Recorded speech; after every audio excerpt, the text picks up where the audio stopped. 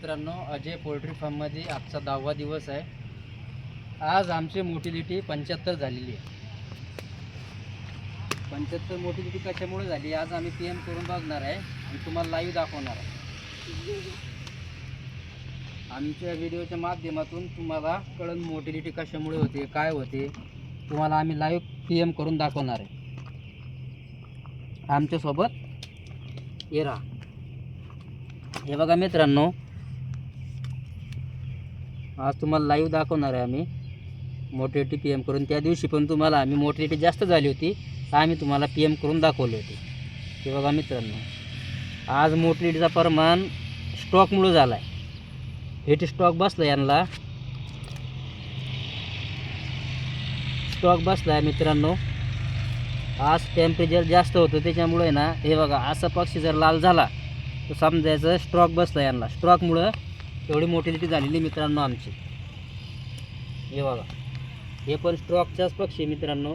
आतमध्ये काहीच नाही प्रॉब्लेम, सगळा फ्रेश आहे. मग आतमधून लिव्हर, तिथून किडनी, टर्किया.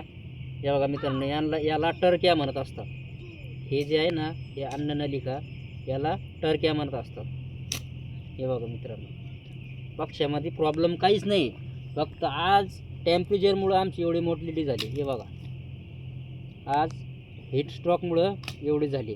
तुम्ही याला काय करू शकता, जर तुमचं ओपन फार्म असेल तर तुम्ही साईडला बारदाणे सुद्धा बांधू शकता आणि त्याला पाणी मारू शकता त्यांना मित्रांनो. आणि ज्यांचं AC फॉर्म असेल, AC फॉर्मवाल्यांना कूलिंग कंटिन्यू चालू ठेवावं लागेल, त्याच्यामुळं हे मरणार नाही. ते बघू शकता, हे सगळा पक्षी मित्रांनो लाल झालेला आहे. A to Z असा भाजला मित्रांनो पक्षी सगळा. हे बघा, सगळा भाजून गेला आहे.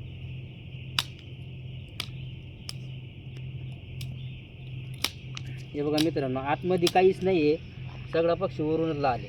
हे बघू शकता, हे बघू शकता मित्रांनो. हे लाईव्ह तुम्हाला PM करून दाखवणार आहे. हे बघू शकता, तुमच्या समोर PM केले पक्षी. हे बघा, हे बघा, कोणतं जरी पक्षी उचलला मित्रांनो लाल लाल झाले सगळे आतून. हे बघू शकता, हे बघा, सगळं स्ट्रोकचा पक्षी झाला आहे. हे बघा,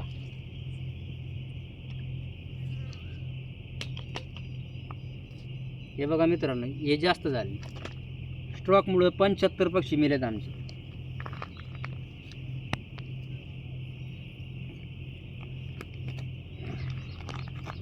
हे बघू शकता मित्रांनो, एवढा पक्षी लाल झालाय.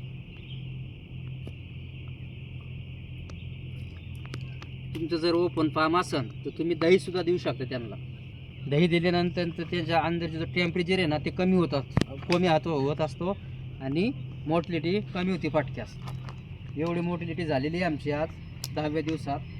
ते बी स्ट्रोकमुळं. आमची कूलिंगची मोटर खराब झाली, त्याच्यामुळं आमची कूलिंग हाताने आम्ही पाणी मारलं, त्याच्यामुळे तरी कवर झालं नाही मित्रांनो.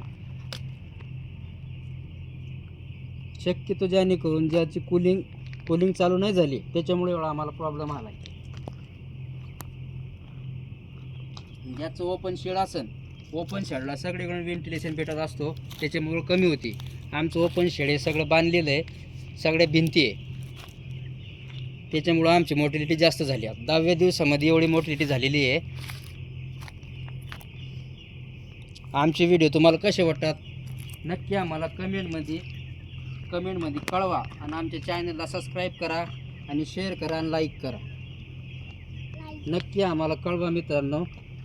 आणि आमचे व्हिडिओ तुम्हाला कसे वाटतात आम्हाला नक्की कळवा. धन्यवाद.